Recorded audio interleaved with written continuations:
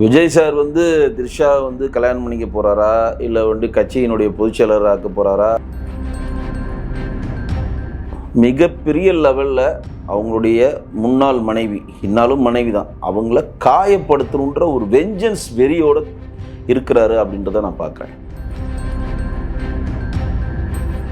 ஆனால் இந்த 15-20 அக்கௌண்ட்டில் போகிற விஷயம் அவருடைய மனைவி சங்கீதாவுக்கு தெரியாது. உடனடியாக அவர் காலி பண்ணி அப்பதான் அவரை காலி பண்றாங்க. அப்போ காலி பண்ணி விஜய் வெளியே அனுப்புறாங்க. அப்போதான் சங்கீதா அவர்களுக்கு தெரிகிறது அரசியல்னா என்ன, அதாவது சினிமானா என்ன, வாழ்க்கைனா என்ன, தனிநபர்னா என்ன, நம்ம எவ்வளோ நாள் ஏமாந்துட்டு இருக்கோம். அப்போ என்ன பண்ணுறாரு விஜய்?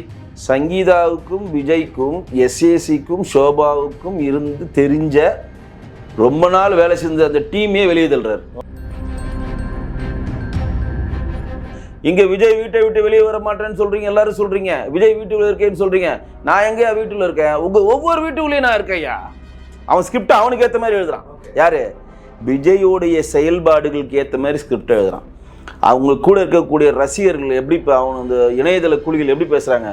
ஆமாங்க, நான் விஜய்க்கு தங்கச்சியாக இருந்தேன், இப்போ அக்காவாக இருந்தேன், கொண்டாட்டியாக இருந்துட்டு போகிறாங்க, என்ன பிரச்சனைங்க?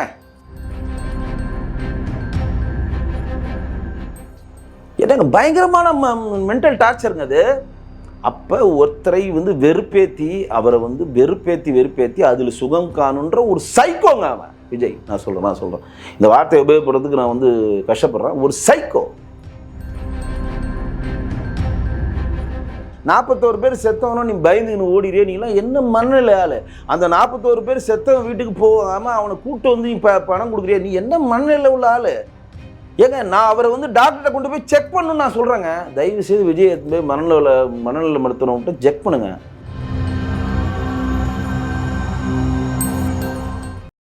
டிஎன் பாலிடிக்ஸ் நேயர்களுக்கு பிரபாகரனின் அன்பு வணக்கம். இன்றைய நிகழ்ச்சியில் நம்மோடு இணைந்திருக்கக்கூடிய சிறப்பு விருந்தினர் அரசியல் விமர்சகர் திரு வெங்கடேஷ் அவர்கள். வணக்கம். வணக்கம் ஜி. இன்றைக்கு தமிழக அரசியல் களத்தையும் திரைத்துறையையும் ஒரு பெரிய பூதாகரமாக பரபரப்பாக பேசப்படுகிற சம்பவம் அப்படின்னா விஜய் த்ரிஷா ஒன்றா ஒரு தயாரிப்பாளருடைய திருமண நிகழ்ச்சியில் கலந்துக்கிட்டு தான் அரசியலுக்கு வந்ததுனால அது குறித்து இப்போ பேசுகிறாங்க அப்படின்னு தான் பார்க்கப்படுகிறது. ஒன்று தனிப்பட்ட விஷயங்கள் பேசக்கூடாதுன்னு ஒரு கருத்து, இன்னொன்று பேசணும், ஒரு அரசியல் காலத்துக்கு பொது காலத்துக்கு வந்த பிறகு பேசணும். நீங்கள் எப்படி பார்க்குறீங்க இந்த விஷயத்த? விஜய் சார் வந்து த்ரிஷா வந்து கல்யாணம் பண்ணிக்க போகிறாரா இல்லை வந்து கட்சியினுடைய பொதுச்செயலராக ஆக்க போகிறாரா, அதெல்லாம் அவருடைய தனிப்பட்ட விருப்பம், அது உள்ள போகல.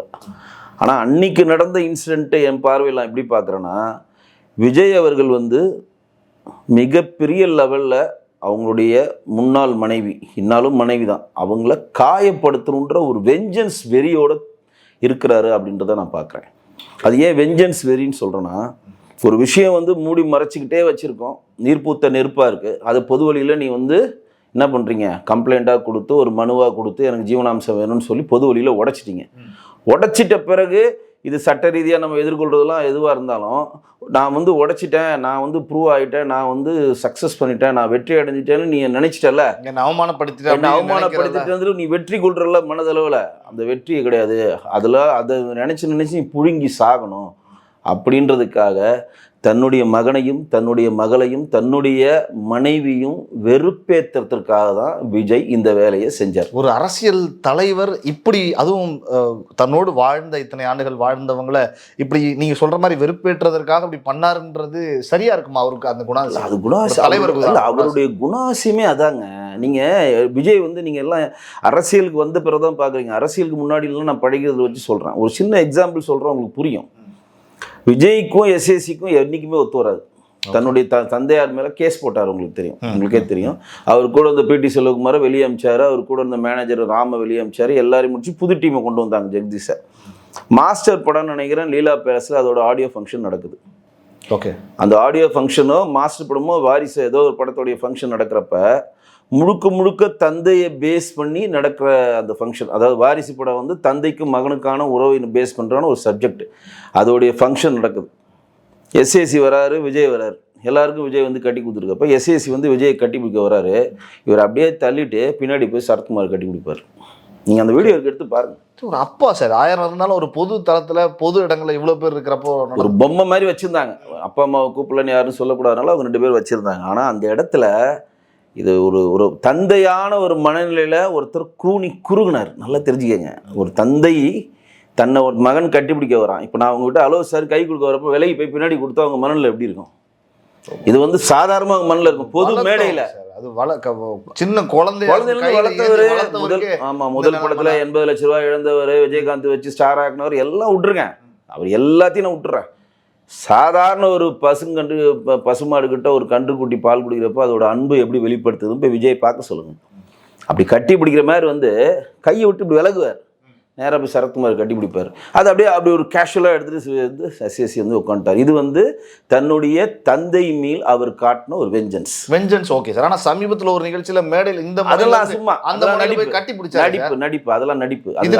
அரசியலுக்கு வந்ததுனால நடிப்பு. நான் சொன்னது அரசியலுக்கு வரல. இப்போ ஓகே, இந்த அரசியலுக்கு வந்ததுனால நடிப்பு. அதை விட்டுற 2 முகங்கள் அது. அப்போ தந்தையிட்ட அவர் வெஞ்சன்ஸ் காட்டுறாரு. இப்போ தந்தைக்கும் தாய்க்கும் மேலே நீங்கள் ஒரு அன்பாக இருக்கிறீங்க, ரொம்ப பற்றா இருக்கீங்க. ஒரு தந்தையும் தாயும் வந்து உங்களுக்கு கல்யாணம் பண்ணி அழகு பார்க்குறாங்க. நீங்கள் ரொம்ப அன்பாக இருக்கிறப்ப தந்தைக்கும் தாய்க்கும் 60ஆம் கல்யாணம் 70ஆம் கல்யாணம் அப்படின்னு நீ கல்யாணம் பண்ணி பார்க்குறதுக்கு ஒரு மகன் விரும்புவான். மாற்று இல்லைல்ல. 70ஆம் கல்யாணம் ஒன்று பண்ணுறாரு திருக்கோஷியூரில், திருநாகேஸ்வரத்தில் திருக்கோஷியூரில். இது பண்ணுறாரு யார்? எஸ்ஏசியும் சோபாவும் பண்ணுறாங்க. அவ்வளோ கோடிக்கணக்கான பணம் உள்ள அவர் சுற்றி 10 பேர் இல்லை, யாருமே இல்லை, ஒரு 10 பேர் இல்லை. அவர் சொந்த மச்சான் சுரேந்தர், இவங்க பணம் தரதுனால வரதில்லை, அது வேற கதை. இவங்க அது இன்டர்னல், அது உள்ள வரல. நம்ம விஜய் பற்றி தான் பேசுகிறோம். சுற்றி யார் இருந்துக்கணும் அந்த இடத்துல? பேரம் பேத்தி. நெய்ப்பந்தம் எதுக்கு பிடிக்கிறாங்க? பேரம் பேத்தி. ஓகே, அந்த ஆத்மா உறவுகள் எல்லாம் வாழ்ந்து நினைச்சாங்க. எங்கள் தாத்தா எங்க நல்லா பண்ணாரு, எங்கள் பாட்டி எங்க நல்லா பண்ணாங்க. நெய்ப்பந்தம் வச்சு உங்களை சிதைகள் போட்டு உங்களை ஆண்பா நல்ல இடைக்கு போகணுன்னு தான் நெய்ப்பந்தம் பிடிக்கிறது. அதே மாதிரி தான் 60ஆம் கல்யாணம், சஷ்டி பூஜை, சஷ்டி கல்யாணம்லாம் சொல்லுவாங்க. 70ஆம் கல்யாணம் 80ஆம் கல்யாணம்லாம் எப்படின்னா வாழ்ந்து முடிஞ்சு தன்னுடைய வாழ்க்கை எக்ஸ்பீரியன்ஸை தன்னுடைய பேரம்பத்திட்ட ஷேர் பண்ணி அவங்க அந்த நிலையை அடைகிறப்ப அவங்க ஒரு காமான ஒரு மனநிலைக்கு வருவாங்க. இப்போ நீங்கள் 20 வயசில் எப்படி இருப்பீங்க? செம்ம ஸ்பீடாக இருப்பீங்க. 35 வயசில் கொஞ்சம் மெச்சூர் ஆவீங்க. 50 வயசில் பியூர் மெச்சூர் ஆவீங்க. 60 வயசில் விட்டு கொடுப்பீங்க. ஓகே, விட்டு கொடுப்பீங்க. 50 வயசுல விட்டு கொடுக்க மாட்டீங்க, 60 வயசில் விட்டு கொடுப்பீங்க. 70 வயசில் இவ்வளோதான் லைஃப் இச்சா கடந்து போவீங்க. இவ்வளோதான் லைஃப், எவ்வளோதான் விடு, அப்படி கடந்து போவீங்க. அப்போ 70 வயசு 75 சாகிறப்ப அவங்க எல்லா நிலையும் பார்த்துருப்பாங்க, எல்லா தன்மையும் பார்க்குறப்ப அவங்களுடைய மனது வந்து ஒரு குழந்தை மனதாக மாறும். மனிதன் எப்படின்னா, எப்படி ஒரு குழந்தைய பிறந்து பெரிய ஆள் ஆறனோ, எப்படி வந்து நீங்கள் கூணு போட்டு சின்ன வயசில் வந்து தவழ்றீங்களோ அதேமாதிரி நீங்கள் கூணு போட்டு வளருவீங்க. எல்லாமே ஒரு சைக்கிள் தான். அப்போ நீங்கள் பிறந்தப்ப என்ன மனநிலை இருக்கீங்களோ அதே ஒரு குழந்தையா 75 வயசு 80 வயசில் உங்களுக்கு அந்த குழந்தை மனசு வந்துடும். ஒரு பொருளை பார்த்தா அடம் பிடிப்பீங்க, ஒருத்தர் சின்னதாக ஒரு விஷயம் சொன்னால் கோவப்படுவீங்க. என்ன மருமக எப்படி சொல்லிட்டா, இந்த பிரச்சனைலாம் வருதுங்களா? அதுக்கு முன்னாடி காட்டுத்தனமான திட்டு வாங்கியிருப்பாங்க. வேலையில மேனேஜர் பிடிச்சி வாங்குவான். சாரி சார் சொல்லிட்டு வருவீங்க, குடும்பத்தை காப்பாற்றணும்னு. அப்போ சீன ஒரு வார்த்தை சொன்னால் அவங்களுக்கு கோவம் வந்துடும். இவங்க உள்ளே போகிறப்ப ஏதோ ஒன்று மாற்றி வச்சுதான் வேணும்னே பண்ணாங்க. எல்லாமே ஏன்னா ஒரு குழந்தைத்தனமான ஒரு ஸ்டேஜ் ஆஃப் லைஃப்.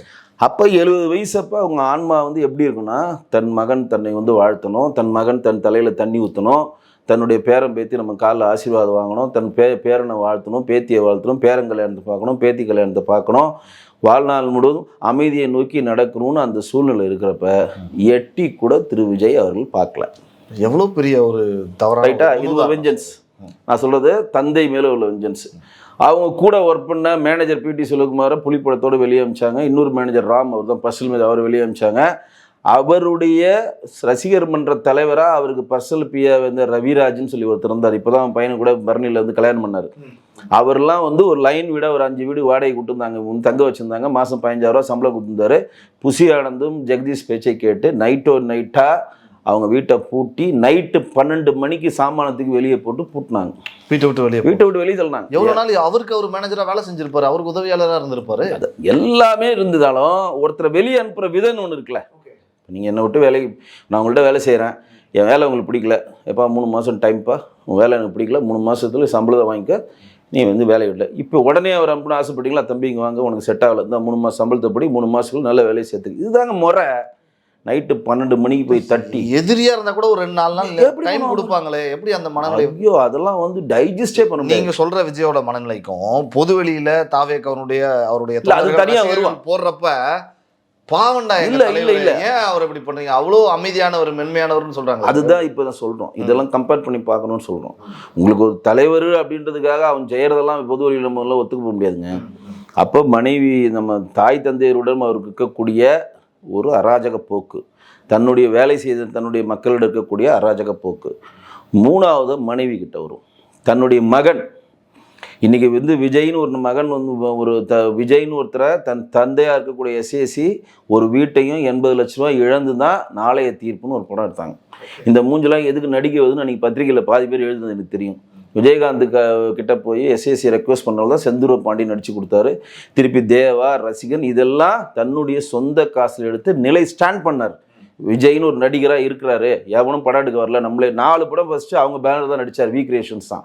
அதுக்கப்புறம் தான் யார்கிட்ட போய் பேசுகிறாங்க, காதலுக்கு மரியாதை, நம்ம விக்ரமன் படம் எல்லாம் வருது, அது தனி கதை. அப்போ இனிஷியலாக உங்களுக்கு திரையுலகத்துக்கு உங்களுக்கு அடையாளம் காட்டினது யாருன்னா எஸ்ஏசின்ற ஒரு அவர் வந்து உங்களுக்கு தந்தையார் மட்டும் இல்லை, திரையுலகத்தில் உங்களுக்கு குரு, ஒரு ஆசான். அவரெல்லாம் நீங்கள் வர முடியுமா? இப்போ நீங்கள் அப்படியே வாங்க, தன்னுடைய மகனை அதேமாதிரி படிக்கிறாரு, மகன் வந்து எது போர் நடக்கிறாரு, எதை நோக்கி நகர்றாரு, ஒரு படம் எடுக்கணும்னு நகர்றாரு. நீங்கள் என்ன பண்ணணும்? உங்கள் அப்பாவுக்கு பண்ணது நீங்கள் பண்ணுமா இல்லையா? ஒன்று அந்த பையன் டைரக்ஷனில் நீங்கள் நடிக்கணும் இல்லையா? சரி, மெச்சூரில் இன்னும் நல்ல கதை இருக்கு, நான் வெயிட் பண்ணணும். இல்லை, லீடிங் ஆர்டிஸ்ட் யாருன்னா நடிக்கிறதுக்கு நீங்கள் ரெக்கமெண்ட் பண்ணணும். எதுவும் இல்லையா? தம்பி உனக்கு யார் எந்த ஹீரோ வேணும், எந்த மியூசிக் டைரக்டர் ஃபிக்ஸ் பண்ணிக்க, மொத்த பணமும் நான் தரேன். இதான் 250 கோடி விட்டு வரேன்னு சொல்கிறேன். மொத்த பணமும் நான் தரேன் நம்ம பேனரில் எடுக்கணும். அவர் 2 படம் எடுத்துருக்காரு. ஆதி அவங்களுக்கு சொந்த படம் தான். அவர் 2 படம் எடுத்திருக்காங்க. அவங்க பேனர் நிலாவே அவங்க சொந்த படம் தான், ஆதி அவங்க சொந்த படம் தான், அவெல்லாம் எடுத்திருக்காங்க.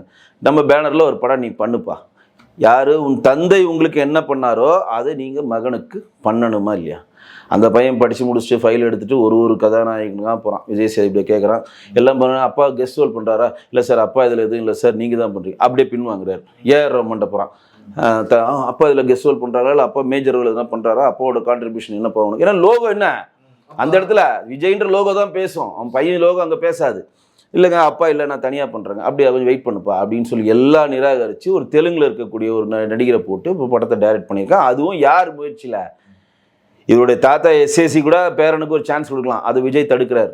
என்னோட சொத்துலேருந்து ஒன்று கூட கொடுக்கூடாங்களோ அவரால் ஹெல்ப் பண்ண முடியல. ஏன்னா வீணா போன 10 படம் எடுத்து வச்சிருக்காரு எஸ்ஏசி கடைசி காலத்தில். நிறைய வீணா போன படம். அது வந்து என்ன சொன்னார்னா, என் சொத்து இருக்கிறப்ப நான் அழிச்சிட்டு போறேன், என் பிள்ளைக்கு கொடுக்கூடாது, அந்த வெஞ்சன்ஸ் அவருக்கு. என் பிள்ளை எனக்கு ஒன்றும் செய்யல, அதனால நான் மட்டமான படம் எடுக்கிறோம், நல்ல படம் எடுக்கிறோம். எவ்வளவு குடும்பங்கள்ல கூட இந்த மாதிரி இருக்காது போல. நாத்த குப்பமேடு, தயவுசெய்து சராசரி குடும்பம் மெச்சல் பண்ணாதீங்க. அப்ப தன்னுடைய மகனை நீங்கள் ஒரு ஃபைலை விட்டு அலைய விட்டு கடைசியில் யார் அவங்க ஹெல்ப் பண்றாங்கன்னா, விஜயோடைய மனைவி இருக்காங்களே சங்கீதாவுடைய அப்பா, அதாவது விஜயோட பையனோட தாத்தாவும் லைக்காவும் நெருங்கிய சொந்தக்காரர்கள். நெருங்கிய சொந்தக்காரர் லண்டனில் ஒன்றா பிஸ்னஸ் பண்ணுவாங்க, ஈழத்தமிழர்கள் அவங்களாம். அவங்க ரெக்கமெண்ட் பண்ணி லைக்கா ஒருத்தமுடு கடையே மூடிட்டான். எல்லா படமும் ஃப்ளாப் லைக்காது. இல்லைங்க என்னால் எதுவும் பண்ண முடியல, எல்லாமே லாஸ் ஆகிடுச்சோன்னா கடைசி சான்ஸாக ஒரு சான்ஸ் சொல்லி லைக்காக அதை ப்ரொடக்ஷன் பண்ணுறாங்க. இன்றைக்கி வரும் விஜய் இந்த படத்தினுடைய ப்ரொமோஷனான படம் பாடல் வெளியீட்டு விழாவுக்கோ பூஜைக்கோ அந்த படத்துக்கான டீசருக்கோ இதுவரையும் விஜய் வாயை திறந்து கூட பேச ஒரு ட்விட் ஒரு பதிவு எதுவுமே இல்லை. கேட்டா இது வந்து மகன் மேல் உள்ள வெஞ்சன்ஸ். தயவுசெய்து இது வந்து டேப்லர் ஆப் அந்த தந்தை மேல் உள்ள வெஞ்சன்ஸை நான் மாஸ்டர் படத்தில் அந்த அந்த வாரிசு படம் ஆடியோ ஃபங்க்ஷன்லையும் அவங்களுடைய 70ஆம் கல்யாணத்தில் கலந்துக்காமல் இருந்ததையும் தந்தை மேல் உள்ள வெஞ்சன்ஸு, மகன் மேல் உள்ள வெஞ்சன்ஸு. இந்த இது மனைவி மேல் என்ன வெஞ்சன்ஸ்? மனைவி என்ன பண்ணுறாங்க? 2015 இன்கம் டேக்ஸ் ரைடு அவங்களுக்கு வருது. உங்களுக்கே தெரியும், புலி படம் ரிலீஸ் ஆனப்போ இன்கம் டேக்ஸ் ரைடு வரப்போ அவர் வந்து 1.5 கோடி வந்து சொத்தை 15 கோடியை மறைச்சிட்டாருன்னு சொல்லி 1.5 கோடி ரூபாய்க்கு ஃபைன் போட்டாங்க இன்கம் டேக்ஸு. உடனடியாக அது வந்து கட்டணும்னாங்க. இப்போ கோர்ட் கேஸில் வந்து அவர் ஊழல்வாதின்னு தனி ட்ராக்கில் போயிட்டுருக்கு. அந்த தேதியில் 2015 அப்போ ஒரு லிஸ்ட்டு போகுது, இன்கம் டேக்ஸும் சிபிஐ ரிசல்ட் பண்ணுறப்போ ஒரு லிஸ்ட்டு போகுது. அந்த லிஸ்ட்டில் வந்து அன்னோன் பர்சன் ஒரு 10-15 பேருக்கு விஜய் அக்கௌண்ட் வந்து வருஷக்கணக்கில் பணம் போயிட்டே இருக்கு. ஓகே, இதெல்லாம் யாருக்கும் தெரியாத செய்தி. அப்போ இது ஏன் போகுது அப்படின்னு சொல்லி இன்கம் டேக்ஸ் கேட்குறப்ப மேனேஜருக்கு தான் தெரியும் அப்படின்னு சொல்லி எல்லாம் நீங்கள் சொல்லுவீங்க. நீங்கள் உங்களுக்கு போய் கேட்டால் ஆடிட்டு தாங்க தெரியும், எங்கள் லாயரை கேட்கணுங்க, எனக்கு எதுவும் தெரியாதுங்க, லாயர் கைது போட சொன்னோம் அப்படி தப்பிச்சிப்பீங்களா? மேனேஜர்கிட்ட போகுது. மேனேஜர் வந்து அப்படியே மறுக்கிறான், ஐயோ இன்கம் டேக்ஸ் நாளைக்கு பிரச்சனையாக உண்மையை சொல்லிடுன்னா அவன் சொல்லிட்டான். இந்த ஒரு 10-15 பொண்ணுங்க, அது என்ன பொண்ணுங்க, திரிஷாவில் இருந்தாங்களெல்லாம் எனக்கு தெரியாது, 10-15 பொண்ணுங்களுக்கு அக்கௌண்ட்டில் பணம் போயிட்டே இருக்கு. 10-15 அக்கௌண்ட்டுக்கு போயிட்டு இருக்கு. இது போனோடனே சரி அவங்க சொன்னோன்னே அவங்க ஓகே இவங்க ஃப்ரெண்ட்ஸுன்னு ஏதோ ஒன்று அனுப்புகிறாங்க, ஏதோ ஒன்று எழுதிக்கலாம்ல, ஆசிரமத்துக்கு அனுப்புகிறாங்க, இல்லாட்டி அவங்களுக்கு கஷ்டப்படுறவங்களை அனுப்புகிறாங்க, ஏதோ ஒன்று எழுதிக்கலாம். ஆனால் இந்த 15-20 அக்கௌண்ட்டில் போகிற விஷயம் அவருடைய மனைவி சங்கீதாவுக்கு தெரியாது. அப்போ என்ன பண்ணுறாங்க, இவங்ககிட்ட கேட்குறாங்க, சங்கீதாவும் தெரியாதுன்னு சொல்லுவாங்க, அவங்களுக்கு எனக்கு எதுவும் தெரியாதுங்க, எல்லாரும் அதான் சொல்லுவாங்க. அப்போ சைன் பண்ணுறப்ப இப்போ 2 பேரும் சைன் பண்ணல இன்கம் டேக்ஸில், இவங்க வெளியே சில சொத்துக்கள் இருக்கலாம். அப்போ சைன் பண்ணுறப்ப சங்கீதா வந்து ராம்கிட்ட கேட்குறாங்க, அது ஏதோ கேட்டாங்களே, அது என்ன ஆடிட்டிங்கில் என்ன பிரச்சனை, யார் அது எதுக்கு என்ன அப்படின்னு கேட்குறப்ப ராம் வந்து சொல்லிடுறாரு விஷயத்த சொல்லி, இந்த மாதிரி இந்த விஜய் சார் தான் அனுப்புறாரு, இத்தனை பேருங்களுக்கு அனுப்புறாரு அப்படின்ற விஷயம் உடைச்ச 2 நாள்ல ராம வேலையை விட்டு விஜய் தூக்குறாரு. ஓகே, ராம் எந்த வீட்டுல விஜய் கொடுத்த பிளாட்ல இருந்தார், விஜயோட சொந்த பிளாட்ல அவர் இது இருந்தார், தங்க இருந்தார். உடனடியாக அவர் காலி பண்ணி அப்பதான் அவரை காலி பண்றாங்க. அப்ப காலி பண்ணி விஜய் வெளியே அனுப்புறாங்க. அப்பதான் சங்கீதா அவர்களுக்கு தெரிகிறது அரசியல்னா என்ன, அதாவது சினிமானா என்ன, வாழ்க்கைனா என்ன, தனிநபர்னா என்ன, நம்ம எவ்வளவு நாள் ஏமாந்துட்டு இருக்கோம். அப்ப லிஸ்ட் எல்லாம் எடுத்தா பெருசா போறப்ப விஜய்கிட்ட அப்பதான் 2 பேருடைய கிளாஷ் ஸ்டார்ட் ஆகுது. கிளாஷ் ஸ்டார்ட் ஆகணும்னா என்ன பண்றாங்க, சங்கீதா அவர்களே இனிமேல் போனது போட்டு விடுங்க, இனிமேல்லாம் அப்படி பண்ணாதீங்க, ஒழுங்கா இருங்க, இதெல்லாம் போச்சு முடிஞ்சு போச்சு, ஏன்னா 2 குழந்தைங்களை ஆச்சு, எல்லாம் பெரிய ஆள் ஆயிட்டாங்க அப்படின்னு சொல்றப்ப சரி நான் சும்மா இருக்கிறேன், நல்லா இருக்கிறேன், அதெல்லாம் முடிஞ்சு போச்சு விடுங்கன்னு சொன்னாலும் திருப்பி இதை வேலையை இவர்களுக்கு தெரியாமல் பண்றப்ப சண்டை அதிகமாகுது. சண்டை இவருக்கு தெரியாம பண்றாரு, இவங்களுக்கு தெரியாம நீ பண்ண முடியுமா ஷூட்டிங்ல, நீங்க ஒரு செலிபிரிட்டி தெரியாம என்ன விஷயம் இருந்தாலும் எங்க போனாலும் ஆள் இருக்காங்க, இவங்களும் ஸ்பை ஆள் வச்சிருப்பாங்க. அப்ப என்ன பண்றாரு விஜய், சங்கீதாவுக்கும் விஜய்க்கும் எஸ்ஏசிக்கும் ஷோபாவுக்கும் இருந்து தெரிஞ்ச ரொம்ப நாள் வேலை செஞ்ச அந்த டீமே வெளியே தள்ளுறாரு. ஓகே, நல்லா இருக்கிறதுனால தான் விஷயம் லீக் ஆகுது, மொத்த பேரும் போங்க. அந்த டீம் எப்படின்னா, இப்போ பிடி செல்வகுமார் ஒருத்தர் இருந்தார், அவர் வந்து சங்கீதாட்டி நல்லா பேசுவார், எஸ்ஏசி நல்லா பேசுவார், ஷோபா மேட் நல்லா பேசுவார். அப்போ பிடி செல்வகுமார் விஜய் எங்க போறாரு எங்க வரான்ற அசைவு ஃபுல்லா அவர்கிட்ட வாங்கிடலாம். பிடி செல்வகுமாரை தூக்கிட்டா ஓகே, இவருக்கு வேண்டிய ஜெகதீஷை கொண்டு வந்து வச்சிட்டார். இவர் சொல்றதெல்லாம் டிரைவர் ரசிகர் மன்ற தலைவர். அதாவது ஒரு சிங்கிள் பர்சன் 3 பேர் தெரிஞ்சவங்களை எல்லாம் தூக்கிட்டு 1 பர்சன் வந்து இப்போ ஜெகதீஷ் வந்துட்டார். ஜெகதீஷ் வந்து எஸ்ஏசி ஃபோன் பண்றாரு, புஷி ஆனந்த் ஃபோன் பண்றாரு, விஜய் எங்க இருக்காரு, எனக்கு தெரியாது சார். நான் சொல்றது பாயிண்ட் புரியுது உங்களுக்கு. சங்கீதா ஃபோன் பண்றாங்க, விஜய் சார் எங்க இருக்காரு, எனக்கு தெரியாது மேடம். இதே பழைய ஆள் இருந்தா என்ன சொல்லுவாங்க, இங்க இருக்காரு, ஏது இருக்காரு, இங்க போயிருக்காரு, ரைட்டா. அப்ப அந்த பழைய டீமை களை எடுக்கிறார், அவர் மேனேஜரை தூக்குறாரு, ராம தூக்கி அடிக்கிறாரு, உங்க கூட ரசிகர் மன்ற தலைவர் அடிக்கிறாரு, தோட்டக்காரன் இந்த காரம் எல்லாரையும் அமைச்சிட்டு புது டீம் உள்ள வருது. அந்த புது டீம் தான் இப்போ. அதனால தான் நான் நிறைய காணொலியில் சொல்லியிருக்கேன், இப்போ விஜய்க்கு மேலே இருந்து ஆட்டி படைக்கின்ற ஆதோ வர்ஜினாவோ, புஷி ஆனந்தோ, ராஜ்மோகனோ, தருண்குமாரா அவன் பேர் என்னது, ஐஆர்எஸ் ஒருத்தருக்காரு அவரு, அருண்ராஜா நம்ம பேர் அவரு, வேற யார் நிர்மல் குமாரோ, யாருமே ஆரம்ப காலகட்டத்தில் விஜயோட பிரயாணம் பண்ணவங்க கிடையாது. தொடக்கத்துல இருந்தவங்க கிடையாது, அவரு போஸ்டர் அடிச்சவங்க கிடையாது, பேனர் அடிச்சவங்க கிடையாது, பால விஷயம் பண்ணவங்க கிடையாது, ரசிகரே கிடையாது. அவன் எவனோ இப்ப கூட இருக்க டீம் ஆள் யாருமே சின்ன வயசுலேருந்து விஜயோட பிரயாணம் பண்ணதில்லை. அப்போ என்றைக்கு 2015 அவங்களோட மனைவிக்கும் விஜய்க்கும் என்றைக்கு இடைவெளி வருதோ அப்போ தன்னுடைய டோட்டல் டீமை அவர் மாற்றுறார். மேனேஜர் லெவல்லேருந்து கீழ் லெவல்லேருந்து மாற்றி ஃப்ரெஷ் டீமை கொண்டு அவருக்கு விசுவாசியானால கொண்டு வர்றார். நீங்கள் எல்லாரும் நிறைய பேர் இருப்பீங்க, அவங்க ரசிகர்கள் நினைப்பாங்க, என்னங்க அப்பங்காரம் போய் புஷி ஆனந்த் சேர்க்கக்கூடாதுன்னு சொல்கிறாரு, இருந்தாலும் புஷி ஆனந்த் விஜய் வச்சிருக்காரு. எஸ்எஸ்சி எத்தனை பேடியோ புஷி ஆனந்த் ஒன்றும் தெரியாதுன்னு சொல்லியிருக்காரு. ஒரு பெஞ்சில் படுத்துக்கிட்டு வேலை செய்கிற மாதிரி படம் காட்டுறான், மீன் வாங்கி கொடுத்து சேர்ந்துட்டான், எவ்வளோ இதில் சொல்லியிருக்காரு. ஒரு அப்பா புது வழியில் சொல்கிறார். புள்ளகார ஆக்ஷன் எடுத்திருக்காரு புஷி ஆனந்த் மேலே கிடையாது. ஏன்னா புஷி ஆனந்த் தான் அவருக்கு வேணும். அவருடைய தனக்கு வாய்த்த அடிமைகள் மிகவும் திறமை. இவர் என்ன சொன்னாலும் தவறு செஞ்சாலும் அது சரி கூட இருக்கணும். அதுதான் பாரு, அவருக்கு எழுதுற ஸ்கிரிப்ட் எல்லாம் பாருங்க, நீங்க நல்லா சில தெரிஞ்சுங்க. ஒரு அறிவார்ந்த சிந்தனையால இங்க விஜய் வீட்டை விட்டு வெளியே வர மாட்டேன்னு சொல்றீங்க, எல்லாரும் சொல்றீங்க, விஜய் வீட்டுக்குள்ள இருக்கேன்னு சொல்றீங்க. நான் எங்கேயா வீட்டுல இருக்கேன், உங்க ஒவ்வொரு வீட்டுக்குள்ளேயும் நான் இருக்கையா. அவன் ஸ்கிரிப்ட் அவனுக்கு ஏற்ற மாதிரி எழுதுறான். யாரு? விஜயோடைய செயல்பாடுகளுக்கு ஏற்ற மாதிரி ஸ்கிரிப்ட் எழுதுறான். அவங்க கூட இருக்கக்கூடிய ரசிகர்கள் எப்படி இப்போ அவன் அந்த இணையதள குழுவில் எப்படி பேசுகிறாங்க, ஆமாங்க நான் விஜய்க்கு தங்கச்சியாக இருந்தேன், இப்போ அக்காவாக இருந்தேன், பொண்டாட்டியாக இருந்துட்டு போகிறாங்க, என்ன பிரச்சனைங்க, எப்படி சார் இந்த மாதிரிலாம் பேசுகிற அளவுக்கு. ஒரு பொண்ணு சொல்லுது, என்னுடைய பொண்ணை நாங்கள் ஐசியூவில் அட்மிட் பண்ணிட்டு வந்திருக்கோம், உயிருக்கு போராடிட்டு இருக்கு, பரவாயில்ல இருக்கட்டும், நான் வந்து விஜய் சாரை பார்க்கணுன்றதுக்காக வந்தேன். குழந்தையே இல்லாமல் 2 வருஷம் இல்லாமல் குழந்தை கன்சீவ் ஆயிருக்குன்னு கூட்டத்தில் கொண்டு வந்து நிற்க வைக்குது. ஒரு பொண்ணு எக்ஸாம் விட்டுட்டு வந்து அது சொல்லுது, ப்ராக்டிகல் போனா போட்டேன், எனக்கு நான் வந்து ப்ராக்டிகல் எக்ஸாம் விட்டு அடுத்த வருஷம் எழுதிக்கலாம் விஜய் சாரை பார்க்க. ஒன்று மொட்டை அடிக்குது, ஒருத்தன் கொடியை எடுத்துக்கிட்டு தீ மிதிக்க போறான். இல்ல இது அளவு கடந்து இன்னொருத்தர் சொல்ல கேளுங்க, பெட்ரோல் கேனை வச்சுட்டு ஒருத்தர் மிரட்டுறான், என் பேரை போடல சார் கழுத்தை நெரிச்சிட்டு ஒருத்தன் சமீபத்துல கழுத்தை பிடிச்சிட்டு இப்போ இதெல்லாம் யாருன்னா இதெல்லாம் வந்து நான் வந்து குறை வந்து அவங்க மேல சொல்ல மாட்டேன். நல்லா தெரிஞ்சு இந்த ஆழ்ந்து சிந்திக்கிறவங்க, இந்த காணொலி பார்க்குறவங்க சிந்திக்கணும். இங்க இருக்கிற மக்கள், நம்ம நாட்டில் இருக்கக்கூடிய கல்வி முறையே தப்பு. நம்ம ஏன் புதிய தேசிய கல்விக் கொள்கையை வந்து இம்ப்ளிமெண்ட் பண்ணணும்னு சொல்றாங்கன்னா, நீங்க கற்கிற கல்வி முறையே தப்பு. இல்ல புதுசா சொல்லிடுறாங்க. ஏன் அப்படி இல்லைன்னு சொல்றேன் கேட்டுங்க. ஏன் தப்புன்னு சொல்றேன்னா, நீங்க இப்போ வந்து விஜய் கிட்ட வந்து இந்த மாதிரி ஒரு லேடி வந்து சொல்றதோ, ஒரு பையன் சொல்றதோ, ஒரு அறிவார்ந்த ஒரு சிபிஎஸ்சி சிலபஸோ இல்லை வேற சிலபஸ்லயோ இன்டர்நேஷனல் சிலபஸ்லயோ படிச்சவன் அப்படி பேசுவானா? அவன் போய் விஜய்க்கு ஃபர்ஸ்ட் நாள் போய் 2000 ரூபா டிக்கெட் எடுத்து பார்ப்பானா? அவன் போய் பால் அபிஷேகம் பண்ணுவானா? பண்ண மாட்டான். ஏன்னா அவனுக்கு அறிவார்ந்த சிந்தனை இருக்கு. நீங்க வந்து மழுங்கடிக்கிற ஒரு கல்வி முறையை வச்சதுனால எனக்கெல்லாம் ஆச்சரியமா இருக்கு. ஏன் அப்படின்னா, ஒரு 40 வருஷத்துக்கு முன்னாடி தகவல் தொடர்பு சாதனை கிடையாது. வாரம் லைப்ரரியில் போனால் தான் பேப்பரே படிப்பேன். நான் லைப்ரரியில் போய் உட்காந்து பேப்பர் படிப்போம். அப்போதைக்கு லைப்ரரியில் மட்டும் தான் பேப்பர் வரும், வார இதழ் படிக்க முடியும். அது எல்லாம் காசு கொடுத்து வாங்குறது, நம்மள்ட்ட பணம் இருக்காது. ரைட்டா? அப்ப இருந்த அறிவுக்குள்ளோட இப்ப இருக்கக்கூடிய இளைஞர்களுக்கு அறிவு ஜாஸ்தியா தானே இருக்கணும். ஏன்னா எல்லாம் உலக விஷயம் இங்க வருது.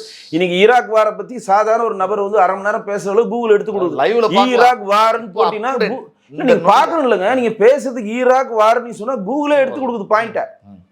இவ்வளோ ஒரு அறிவார்ந்த ஒரு டெக்னாலஜி டிஜிட்டல் மீடியாவில் இருக்கிறப்ப இன்னும் இந்த மாதிரி தற்குறிகள் இருக்கிறாங்கன்னா, காரணம் நம்மளுடைய அடிப்படை கல்வி முறை தப்பு. இது ஒரு காரணம். ரைட்டா? இதெல்லாம் புரிய செய்தியாக சொல்கிறோம் அவங்களுக்கு. அப்போ தன்னுடைய தந்தையார் மேலே இருக்கக்கூடிய வெஞ்சன்ஸை அவர் அங்கே வெளிப்படுத்தினார். அவங்களுடைய 70ஆம் கல்யாணத்துக்கு அவர் போத மறுத்தார். தன்னுடைய பையன் மேலே வெறுப்பில் அவர் பேரை எங்கேயும் மென்ஷன் பண்ணல, அவனுடைய பட வாய்ப்புக்கு அவர் ஹெல்ப் பண்ணல, இன்னைக்கு வரையும் தச்சளிச்சிட்டு இருக்கான். மனைவி மேலே வெறுப்பு எப்போ ஸ்டார்ட் ஆச்சுன்னா 2015 எல்லாரையும் அமிச்சு புது டீம் உள்ளே கொண்டு வரப்போ தான் கேள்விகள் கேட்க சண்டை வருது. சண்டை வந்து நீ கீழே இரு மேலே இருன்றப்ப அவங்களுக்கு அடிப்படை தேவைகள் ஒன்று இருக்கும்ல. அவங்களும் கோடீஸ்வரிங்க. இப்போ சங்கீதா என்ன பக்கத்து ஊர் 400 கோடி ரூபாய்க்கு சொத்துள்ள பொண்ணுங்க. அது சொத்து இருக்கனால தான் கல்யாணமே பண்ணார் இவர். அவங்களுடைய தேவைகள் என்ன? வெளியில் போனோம், அவங்களுக்கு மீடியாஸ் இருக்கும், ஃப்ரெண்ட்ஸ் இருப்பாங்க, அங்கே போகிறது இங்கே போகிறது, ஷாப்பிங் எதுவும் இருக்க போடுறப்ப அதற்கான பணன்றது தேவைகள் இல்லை. நல்லா தெரிஞ்சுங்க. நிறைய பேர் என்ன சொல்கிறாங்கன்னா, சங்கீதா பணம் தரல அப்படின்னு சொல்கிறதா இவங்க சொல்கிறாங்க. அது கிடையாது. இவர் வெளியில் சங்கீதா வெளியே போக இவர் அனுமதிக்கலன்றதா ஹராஸ்மெண்ட். ஓகே, கூட வரலன்னா கூட பரவாயில்ல, போகிறத கூட அனுமதிக்கணும். எப்படி அனுமதி போ அப்படின்னு நீங்கள் சொல்கிறீங்க? போனோன்னா உங்கள்கிட்ட கார் இருக்கணும்ல, காரே இல்லைன்னா நீங்கள் ஒருத்தர் வந்து வெறுப்பேற்றுறது, ஒருத்தர் வந்து பழி வாங்குறதுலாம் வெள்ளம் கொடுத்தும் கொள்ளலாம், டைரக்டாகவும் செய்யலாம், இன்டைரக்டாகவும் செய்யலாம். விஷம் கொடுத்தும் கொள்ளலாம், வெள்ளம் கொடுத்து கொள்ளலாம்னு ஒரு பழமொழி இருக்குல்ல. சங்கீதாவே விஷம்லாம் கொடுக்கல, வெள்ளம் கொடுத்துக்கிட்டே இருக்காரு அவர். அப்போ ஒரு சட்டத்து மேலே அவங்களுக்கு என்ன ஆகுது? இதை விட்டு தப்பிச்சு போனால் போதும். முதல்ல இந்த ஹராஸ்மெண்ட்டில் விட்டு இந்த மன உளைச்சல் இருந்து தப்பிச்சு போனால் போதும். விஜய் கிட்ட வந்து நீங்கள் ஒன்று செய்யாதுன்னு சொன்னால் அவர் செய்வார். அவரோட கேரக்டர் அது. அப்போ என்ன பண்ணுறாங்க? ஏதோ சொல்லி லண்டனில் போய் செட்டில் ஆகிக்கிறாங்க. அவங்க எத்தனை வருஷம் ஆச்சு? அவங்க போய் 4 வருஷம் ஆச்சு. ஒரு சிலர் பேசுகிறவங்க இப்போ கூட அண்டர் கிரவுண்டில் வீட்டில் இருக்காங்க. இதெல்லாம் போய் 2021 போயிட்டாங்க. 21 போயிட்டாங்க. ஹராஸ்மெண்ட் 5 வருஷமா அவங்களுக்கு முடியல. 21 போயிட்டாங்க. அப்புறம் வந்து யோசிச்சுக்கிட்டே இருக்கிறாங்க இது எப்படி ஹேண்டில் பண்ணுறது. அதுக்குள்ளேயே இவருக்கு வந்து எதை ஆரம்பிக்கிறார், கட்சி ஆரம்பிக்கிறார். இதெல்லாம் ஆரம்பிச்சுட்டு வரப்போ எப்போ இவங்களுக்கு வந்து இந்த விஷயம் வந்து பூதாகரமாக வெளியில் தெரியுது, ஏன் இதை பண்ணணுன்ற ஆசைப்படுறாங்கன்னா, ஒரு சட்டன் லெவலுக்கு மேலே விஜய் மேலே கிசுகிசுக்கு பிடிக்க அந்த நடிகை வந்து இன்ஸ்டாகிராம் பக்கத்துலையும் மற்ற படக்கத்துலையும் ஃபோட்டோகிராஃப்ஸை வெளியிடுறாங்க. தொடக்கத்தில் வேற ஒரு நடிகை மீது தான் சொல்லப்பட்டது. இல்லை இந்த நடிகை தான் அப்பத்துலேருந்தே தான். ஏன்னா அவர் போய் அந்த நாயை தூக்கி கொஞ்சோடனே இங்கே எல்லாருக்கும் தெரிஞ்சிச்சு. நம்ம கூட ஒரு போட்டோம், அதில் கூட ஒரு காமெடியாக கூட ஒரு மிமிஸ் எனக்கு போட்டுருந்தானுங்க. என் வீட்டு பிள்ளைக்கு பலூன் வாங்கி தர துப்பு இல்லை, ஆட்டோக்காரைக்கு உங்கள் 500 ரூபா கேட்குதாடா அப்படின்ற மாதிரி ஒரு மிமிஸ் போட்டோம். ஏன்னா இங்கே உன் புள்ள படம் எடுக்க முடியாமல் தவிக்கிறான், உன் பொண்ணு எங்கே இருக்குன்னே தெரில படிச்சுட்டு இருக்கு, உன் பொண்டாட்டி இன்னைக்கு பெரிய தவிப்பில் இருக்குது. ஆனால் நீ என்ன பண்ணுற? ஒரு நடிகையோடைய வீட்டுடைய நாய் பர்த்தியில் போய் எடுத்து நாயை கொஞ்சிற. இது எவர் முரண்பாடின் உச்சமா? இதை பார்க்குறப்ப உங்கள் மனநிலை எப்படி இருக்கும்? இப்போ நீங்கள் வந்து விஜயோடைய மனைவி சங்கீதா வச்சுக்கோங்க, நீங்கள் தான் விஜயோட பையன் வச்சுக்கோங்க, விஜயோட பொண்ணுன்னு இருந்தால் நீங்கள் உங்கள் அந்த ஸ்டாண்ட்லேருந்து உங்கள் அப்பாவை பார்க்குறப்ப உங்களுக்கு எப்படி இருக்கும்? சத்தியமாக அது ஒரு பெரிய கோபம் வரும், வெறுப்பு வரும். வெறுப்பின் உச்சத்துக்கு போகிறப்ப ஒரு அளவு கடந்து இது மேலே அது கடந்து போகிறப்ப இவங்க ஒரு வீடியோ வெளியிடுறாங்க. உங்களோட நோக்கம், உங்களுடைய ஆம்பிஷன் கிட்ட நான் சிஎம் ஆகணும்னு ஒரு வீடியோ வருது. அது இப்போ வைரல் ஆகிட்டு, ஓல்டு வீடியோ ஆனால் இப்போ வைரல் ஆகிட்டு இருக்கு. அது வைரல் ஆகிட்டு இருக்கு. அப்போ டே டு டே பேஸ் நம்மளை விட்டு ஒருத்தங்க போகிறாங்க அப்படின்றது மட்டும் இல்லாமல் அவங்க வந்து தன்னுடைய வாழ்க்கை போயிடுச்சு, சகிச்சுக்கிறாங்க. நல்லா இருக்குங்க, தன்னுடைய வாழ்க்கையை இழந்துட்டு போயிடுச்சு, சகிச்சுக்கிறாங்க. ஆனால் தன்னுடைய பிள்ளைகள் எதிர்காலம் இதனால் பாதிக்கப்படுன்றப்ப கோவம் ஒரு தாய். நல்லா புரிஞ்சுங்க. தன்னுடைய வாழ்க்கை போயிடுச்சு, நம்ம ஏதோ கல்யாணம் பண்ணிட்டோம் முடிஞ்சிச்சு, பிள்ளைங்க வயசுக்கு வந்து பிள்ளைங்க ஆயிடுச்சாங்க, அவங்கள அது வரையும் நம்ம அமைதியாக இருப்போம், தொலைஞ்சு போய் ஏதோ பண்ணிட்டு போகிறான்னு இருக்கிறாங்க. ஆனால் இந்த புகைப்படங்கள்னால தன்னுடைய பிள்ளைகளுடைய எதிர்கால வாழ்க்கை பாதிக்கப்படக்கூடிய ஒரு சூழ்நிலை வருன்ற பயம் வரப்போ தான் அவங்க கம்ப்ளைண்ட்டை ரைஸ் பண்ணுறாங்க. அவங்க போய் மனு கொடுக்குறாங்க குடும்ப நல கோர்ட்டில். அவங்க மனு தான் கொடுத்தாங்க. நடு ரோட்டுக்கு வந்து எல்லா ப்ரெஸ்ஸையும் கூப்பிட்டு எல்லாரும் வாங்க, எனக்கு வந்து விஜய் இந்த அராஜகம்லாம் பண்ணாருன்னு அவங்க உன்னை வந்து ஒரு பொது தளத்தில் எனக்கு பிடிக்கல, அவங்களுக்கு பிடிக்கல, கொண்டு போய் கம்ப்ளைண்ட் கொடுத்தாங்க. இப்போ அப்படியே இந்த ட்ராக் அப்படியே ஃபுல் ஸ்டாப் வச்சுட்டு அப்படியே ஜெயம் ரவி கிட்ட வாங்க. சேம் ஜெயம் ரவி கதையும் இதே கதை தான். அவங்க சுஜாதாவோட பொண்ணை தான் கல்யாணம் பண்ணார், நல்லபடியாக வாழ்ந்தார், 2 குழந்தைங்க வரப்பாங்க. எல்லாம் வரப்போ 2 பேருக்குள்ள மனஸ்தாபம். அது என்ன மனஸ்தாபம் நமக்கு தெரியாது. ஆனால் மனஸ்தாபம் ஆகி ப்ராப்பராக விவாகரத்து பெறலை, கோர்ட்டில் போயிட்டுருக்கு. ஆனால் என்ன நீ வெறுப்பேற்றனில்ல, ஒன்று நான் வெறுப்பேற்றுறேன்னு அந்த புள்ளையை வச்சுட்டு சுற்றுறாரு. வேணும்னே தான் அவரும் அதை பண்ணுறாரு. நல்லா இல்லைங்க, அந்த புள்ளையை வச்சுக்கிட்டு அந்த அவர் ஒரு பாடகியை கல்யாணம் பண்ணுறதுக்காக கூட வச்சுக்கிட்டு எல்லா பொதுவெளிக்கு போகிறப்ப அந்த பெண்ணுடைய மனநிலை எப்படி இருக்கும், அந்த குழந்தைங்களோட மனநிலை எப்படி இருக்கும்? இது ஒரு ஹராஸ்மெண்ட்டுங்க. இது வந்து நீங்கள் நினைக்கிறீங்க ஈஸியாக, நீ வந்து என்ன சொல்லிட்டல, நீ வந்து என்ன சொன்ன, நான் அவ்வளோ நாளும் மறைச்சிருந்தா நீ பொதுவெளி வந்து உடச்சல, அது உண்மைன்றது எனக்கும் தெரியும். நீ வந்து நிம்மதியாக இருக்கக்கூடாது, பா இவதான் என் பொண்டாட்டி, நான் கூட்டிட்டு போகிறேன், இப்போ நேரம் ஏன் என்ன கேட்க போகிறேன். ஒருவேளை சட்டத்திற்கு உட்பட்டு சட்டப்படி பிரிஞ்சுட்டு இந்த மாதிரி நடந்துக்கிட்டா கூட அது பெருசாக இல்லை, இது சட்டமே கிடையாதுங்க. இல்லை விவாகரத்து வாங்கிட்டு ஒருவேளை நீங்கள் அங்கே போயிட்டு திருமணம் பண்ணிக்கிட்டா கூட பிரச்சனை இல்லை. பட் அப்படியே இருந்துக்கிட்டு அது ஒரு பக்கம் ஹோல்டில், இங்கே ஒரு பக்கம் இப்படி நடக்குது. இல்லை, இது அவங்க தப்பிப்பாங்களேங்க. நாங்கள் 2 பேரும் ஃப்ரெண்ட்ஸே கல்யாணத்துக்கு போகக்கூடாதா, நாங்கள் ஃப்ரெண்ட்ஸ் ஒன்றா தங்கக்கூடாதா? இன்னைக்கு சட்டம் அனுமதிக்குது. அவர் ஆணும் பெண்ணும் இருபாரும் சம்பவிச்சா அவங்க உடல் உறுப்புறதே சட்டம் அனுமதிக்குதுங்க. இன்னைக்கு நாங்கள் 2 பேரும் ஃப்ரெண்ட்ஸுங்க, கல்யாணம் பண்ணதாங்க ஹராஸ்மெண்ட்டு. நல்லா கேளுங்க, நீங்கள் வந்து ஒரு பொண்ணு உயிரோடு வந்து நீ விவாகரத்து வாங்காமல் 2ஆவது கல்யாணம் பண்ணீங்கன்னா உங்கள் மேலே வழக்கு போடலாம், உங்களுக்கு உள்ள வைக்கலாம். இப்போ கல்யாணம் பண்ணலையா, நாங்கள் ஃப்ரெண்ட்ஸாக இருக்கிறவங்களா, இந்த ஃப்ரெண்ட்ஸாக இருக்கிறோன்ட்டு பொது வழியில் நீங்கள் வந்து பப்பரப்பேன்னு வர்றதை இங்கே இருக்கக்கூடிய ரசிகர்கள் ரசிக்கிறாங்கன்றது வேற கதை, அது தனி கதை. அவருடைய மனைவியோட மனநிலை எப்படி இருக்கும், அவங்களுடைய பாப்பா அவங்களுடைய பொண்ணோட மனநிலை எப்படி இருக்கும், அவன் பையன் மனநிலை எப்படி இருக்கும், இவங்களோட மனைவியோட அப்பா இருப்பா பாருங்க மாமனார், அவங்க மனநிலை எப்படி இருக்கும், விஜயோட அப்பா அம்மா அவங்களோட மனநிலை எப்படி இருக்கும். ஏன்னாங்க பயங்கரமான மென்டல் டார்ச்சருங்க அது. அப்போ ஒருத்தரை வந்து வெறுப்பேற்றி அவரை வந்து வெறுப்பேற்றி அதில் சுகம் காணுன்ற ஒரு சைக்கோங்க அவன் விஜய். நான் சொல்கிறேன் இந்த வார்த்தையை உபயோகப்படுறதுக்கு நான் வந்து கஷ்டப்படுறேன். ஒரு சைக்கோ. கம்ப்ளைண்ட் கொடுத்துட்டாங்க, ஏம்மா நல்லதை கெட்டதை நம்ம பேசிக்கலாம், இல்லை வெயிட் பண்ணு, நான் என்ன செட்டில்மெண்ட்டாக கொடுக்குறேன், இல்லை வா சமூகமாக போகலாம். எவ்வளோ பேர் இன்றைக்கி வந்து கல்யாணம் பண்ணுறதுல ஹஸ்பண்டை ஒத்து வரல, என்ன பண்ணுறாங்க? இப்போ பிரியதர்ஷினி லிசின்னு தெரியுமா? பிரியதர்ஷன் சொல்லி ஒரு டேரக்டர் இருக்கார்ல, அவங்களுடைய ஒய்ஃப் பேர் லிசி. இங்கே இருக்க 4 ஃப்ரேம்ஸ் தேட்டர் இருக்கு பாரு, அதோட ஓனர் அவங்க தான். 2 பேர் வந்து கல்யாணம் பண்ணுறாங்க. கிட்டத்தட்ட இவங்க வயது 35 வயசு என்னமோ கழிச்சு தான் அவங்க வந்து விவாகரத்து பண்ணுறாங்க. 30 வயசில் விவாகரத்து பண்ணுறாங்க. கமுக்கமாக வராங்க, 2 பேர் செட்டில்மெண்ட் பேசுகிறாங்க. இங்கே சென்னையில் சில ப்ராப்பர்ட்டி எழுத்துவார், கேரளாவில் சில ப்ராப்பர்ட்டி எழுத்துவார், ஒருத்தர் பேசிக்கிறாங்க. மீச்செல்லாம் பிரிஞ்சுட்டாங்க. யாருக்கு நான் சொல்கிற செய்தி உங்களுக்கு நான் சொல்லி தான் தெரியும். இங்கே 4 ஃப்ரேம்ஸ் தேட்டர் தெரியல, 4 ஃப்ரேம்ஸ் தேட்டர் வந்து முன்னாடி பிரியதர்ஷன் ஓனர், இப்போ லிசி கிட்ட கொடுத்துட்டாங்க. ஹஸ்பண்ட் ஒய்ஃபில் அது ப்ராப்பர்ட்டி கொடுத்துட்டார், உன்னோட வாழ்வாரத்துக்குன்னு சொல்லி அந்த மாதிரி 2-3 ப்ராப்பர்ட்டி கொடுத்துட்டு இப்போ லிசி நடத்துகிறாங்க. இது யாருக்குன்னா வெளியே தெரிஞ்சுதா? நம்ம சங்கீதம்ல உனக்கு எனக்கு ஒத்து வரல, நான் திரிஷாவோட அஃபேர் ஆகிட்டேன், திரிஷாவை கல்யாணம் பண்ணி போகிறேன், என்ன பண்ணலாம் சொல்லு, மீச்சலாக புரிஞ்சிக்கலாம். இல்லை நான் தான் வேணும்னு சொன்னால் நான் இப்படி தான் இருப்பேன், அட்ஜஸ்ட் பண்ணி இருக்கிறாரு, இல்லை வேணான்னு சொல்லிட்டு நம்ம மீச்சலாக புரிஞ்சிக்கலாம். உனக்கு என்ன செட்டில்மெண்ட் வேணும் அமைக்கபுளாக பிரச்சனையே இல்லை, பிரிஞ்சும் போக மாட்டேன், செட்டில்மெண்ட்டும் கொடுக்க மாட்டேன், உன்னையும் பார்த்துக்க மாட்டேன். ஏன்னா வெறுப்பு ஏற்றுவார். நீங்கள் இந்த 41 பேர் செத்த பிறகு இவர் ஓடாதப்பயே இங்கே இருக்கக்கூடிய தற்குறிகள் புரிந்து கொள்ளணும். யாருமே அப்புறம் நீங்கள் ரோட்டில் போகிறப்ப ஒருத்தர் கீழே அடிபட்டு விழுந்தா நீங்கள் என்னங்க பண்ணுவீங்க? கண்டிப்பா நின்று இறங்கி உதவி பண்ணிட்டு போவோம். இதாங்க மனநிலை, நம்ம வளர்ந்த விதங்க அது. ஒருத்தர் ஒரு பெரிய ஒரு தபால் விழுகிறாரு, பெரியவர் என்ன உடனே தூக்க உட்கார வச்சு ஃபோன் பண்ணியோ இல்லை சோடா வாங்கி கொடுத்து ஏதோ பண்ணி ஃபர்ஸ்ட் எய்ட் பண்ணி அவர் அனுப்பிச்சப்பறம் தான் நமக்கு அந்த இடத்த கடக்க தோணுங்க. நம்ம அந்த மாதிரி மண்ணில் பிறந்தவங்க. 41 பேர் செத்தவனும் நீ பயந்துன்னு ஓடிறியே, நீங்களாம் என்ன மண்ணில் ஆளு? அந்த 41 பேர் செத்தவன் வீட்டுக்கு போகாம அவனை கூப்பிட்டு வந்து நீ பணம் கொடுக்குறியா, நீ என்ன மண்ணில் உள்ள ஆளு? ஏங்க நான் அவரை வந்து டாக்டர்கிட்ட கொண்டு போய் செக் பண்ணணும்னு நான் சொல்கிறேங்க. தயவு செய்து விஜய் போய் மனநல மருத்துவம்ட்டு செக் பண்ணுங்க. நீண்ட நேரம் பல விஷயங்கள் எங்களுக்கு தெரியாத விஷயங்கள் விஜய் திரிஷால தொடங்கி பார்த்தோம். ஆனால் அவர் எந்த மாதிரியான மனநிலையில் இருக்கார், எப்படி தன்னோட குடும்பத்தினரே எப்படி என்னென்ன சம்பவங்கள்லாம் உதாரணமாக சொல்லி நிறைய விஷயங்களே தெரியாத விஷயங்களை பகிர்ந்து முடியல. உங்களுக்கு மனமார்ந்த நன்றிகள். நன்றி.